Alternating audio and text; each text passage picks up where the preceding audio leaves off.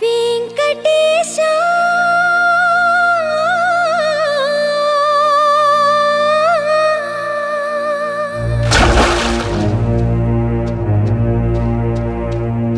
శ్రీనివాస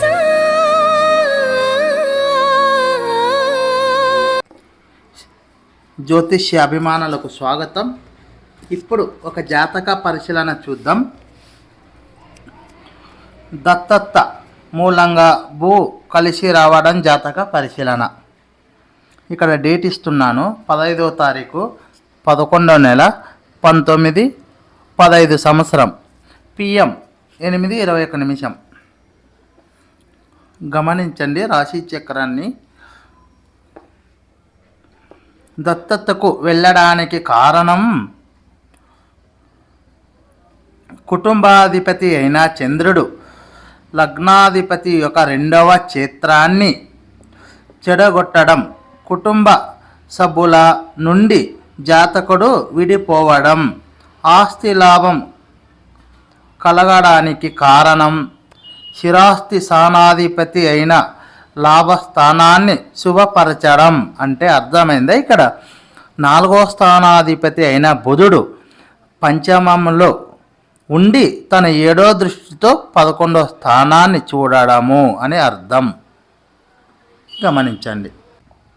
అలాగే భుక్తినాథుడు శుక్రుడు తన భుక్తిలో గురు బుధ ఫలితాలు ఇచ్చెను. గురువు 4వ స్థానాధిపతిని చెడగొట్టున్నాడు బుధుణ్ణి. అంటే తన దశమంలోండి 9వ దృష్టితో పంచమంలో ఉండే బుధుణ్ణి స్థిరాస్త స్థానాధిపతి అయి లాభస్థానమును శుభపరచడం. అర్థమైందండి. అంటే 4వ స్థానాధిపతి పంచమంలో ఉండి తన 7వ దృష్టితో 11వ స్థానాన్ని శుభపరిచినాడు. అందుచేత స్థిరాస్త లాభము కలిగినది. గురువు తన 9వ దృష్టితో 4వ స్థానాధిపతిని చెడగొట్టిన గురువు కంటే బుధుడు వెనుక ఉన్నందున బుధుని ఫలితాలు జరిగినవి.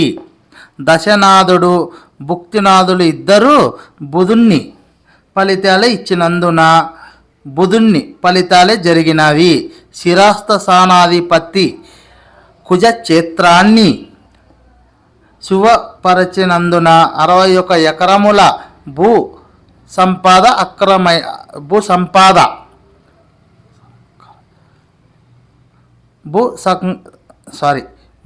సంక్రమించింది.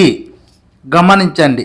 అలాగే మీకు ఇంకొక విషయం, ఇక్కడ స్థిరస్థ స్థానాధిపతి కుజ క్షేత్రాన్ని శుభపరిచినందున అన్నాము. అంటే ఇక్కడ 4వ స్థానాధిపతి గురు పంచమంలో ఉండి తన 7వ దృష్టితో 11వ స్థానాన్ని అంటే కుజక్షేత్ర మేషంని బలపరచునందుక 61 ఎకరం లభించింది అని అర్థం.